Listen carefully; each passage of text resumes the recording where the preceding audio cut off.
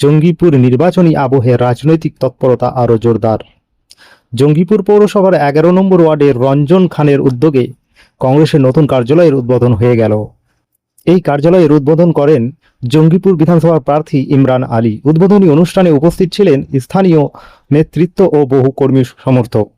এদিনের অনুষ্ঠানে সুজাপুর এলাকা থেকে 50 জন কর্মী জাতীয় কংগ্রেসে যোগদান করেন, যা কংগ্রেসের শক্তি বৃদ্ধিতে ইঙ্গিত দিচ্ছে। অনুষ্ঠানে বক্তব্য রাখতে গিয়ে ইমরান আলী সাধারণ মানুষের উদ্দেশ্যে বার্তা দেন, ভয় না পাওয়ার আহ্বান জানিয়ে তিনি বলেন, কেউ ভয় পাবেন না। যদি কেউ ভয় দেখায় সঙ্গে সঙ্গে আমাকে জানাবেন, আমি বিষয়টি নির্বাচন কমিশনের কাছে তুলে ধরব। নির্বাচনের আগে এই কার্যালয় উদ্বোধন এবং নতুন যোগদান জঙ্গিপুরের রাজনৈতিক সমীকরণকে কতটা প্রভাব ফেলবে সেই দিকে এখন নজর রাজনৈতিক মহলের। আপনারা ভেবে চিনতে মানে ভোট বাক্স আপনারা প্রথম টিপবেন, ভেবে চিনতে টিপবেন। কারণ দেখুন,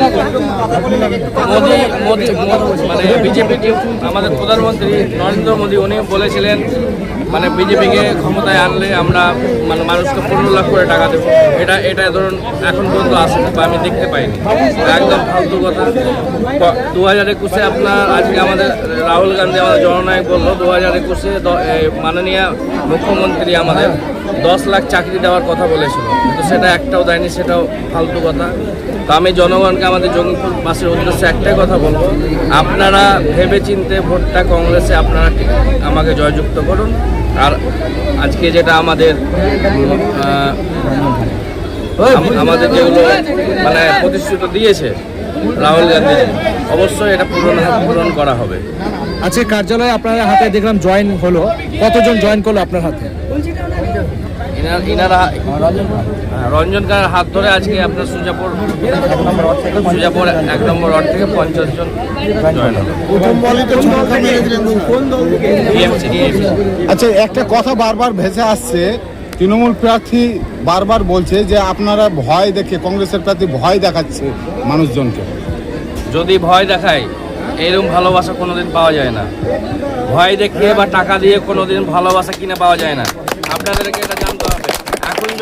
এখন যদি আমি হেঁটে এখান থেকে আমি যাই বা ঘুরি, তো মানুষ মানে এক টাউন ঘুরতে 2 দিন লাগবে আমার। মানে মানুষ আমাকে এতটা ভালোবাসা দিয়েছে, সেটা আপনার টাকা পয়সা দিয়েও পাওয়া যায় না, ভয় দেখেও পাওয়া যায় না। আপনারা তো দেখতে পাচ্ছেন আমাদের যে বিরোধী আছে এমএলএ সাহেব, উনি প্রত্যেকজনকে নিয়ে যাওয়ার জন্য 500 টাকা করে দিচ্ছে। কালকে থেকে ওরা চালু করেছে 300 টাকা করে প্রত্যেক বাড়ি দেওয়ার, মানে মহিলাদেরকে। তো দেখা যাক না টাকার পাওয়ার বেশি ভোট হয় না মানুষের ভালোবাসায় ভোট হয়, আমি সেটাই প্রমাণ করতে চাই। তাহলে ভয় দেখানোর আপনি অভিযোগটা খারিজ করছেন? একদম আমাকে একটা দেখে কাউকে ভয় দেখিয়েছি আমি, তারপর আজ মানে উইথড্রল তো হবে না, আমি এমনি বসে যাবো। হয়তো কর্মীদেরকে সাহস জোগাতেই হয়তো সেটাকে ভয় হিসেবে মানে দেখছে কি? সেটাও হতে পারে। তাহলে চোখে চোখ রেখে কথা হবে, একদম 100% খেলা হচ্ছে তাহলে একদম অবশ্যই খেলা।